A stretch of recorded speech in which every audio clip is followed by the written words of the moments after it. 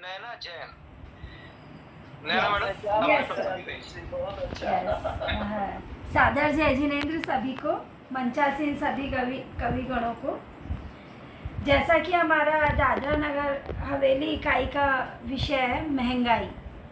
महंगाई जो है वर्तमान में हम सबको मालूम है कि किस तरह से आम मनुष्य की कमर तोड़ रही है और आम मनुष्य का बजट भी गड़बड़ा रही है। इसी बात को मैंने अपनी कुछ पंक्तियों में प्रस्तुत करने का प्रयास किया है कि आम जन कितना महंगाई की मार से परेशान है। मेरी पंक्तियाँ प्रस्तुत है।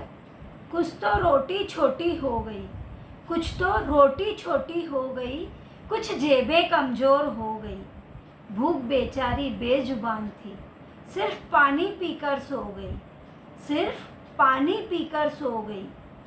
आग तो लगी थी पेट में, दिखाते तो किसे दिखाते, किस किस को इस महंगाई के हालात बताते।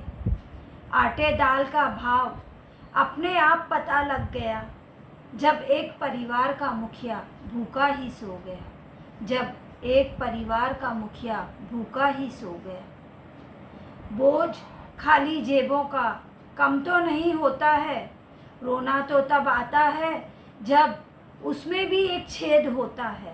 रोना तो तब आता है जब उसमें भी एक छेद होता है।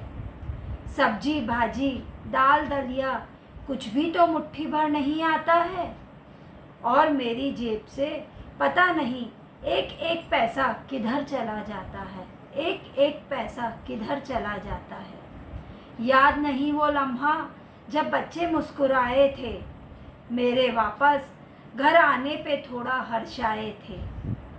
पूछते हैं घर वाले आखिरी बार आइसक्रीम कब लाए थे। महंगाई इस कदर बढ़ गई है कि आम जन अपने परिवार को भी प्रसन्न रखने की जद्दोजहद में लगा रहता है।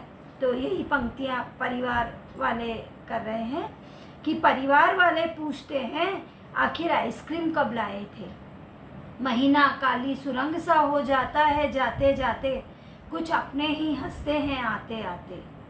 रोजी रोटी और महंगाई सब आपस में मिले हुए, बच्चे बूढ़े और जवान सबके होठ सिले हुए। जितना भागूं पर भाग्य तो आगे आगे भागता है। कम खर्चे में कोई बताए ये घर कैसे चलता है, कम खर्चे में कोई बताए ये घर कैसे चलता है। श्वेत पटल है अब आँखों में, सपने एक नहीं आते, इस महंगाई की महफिल में अपने एक नहीं आते। ये भी तो पता नहीं कब मुक्ति होगी इस महंगाई से, कब पीछा छूटेगा हमारा इस क्रूर जग हसाई से, इस क्रूर जग हसाई से, इस क्रूर जग हसाई से। धन्यवाद।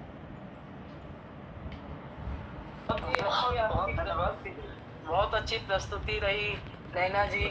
और ये लाइन हमको बहुत छू गई आपकी कि कम खर्चे में कोई बताए कोई गुजर कैसे करता है कम खर्चे में।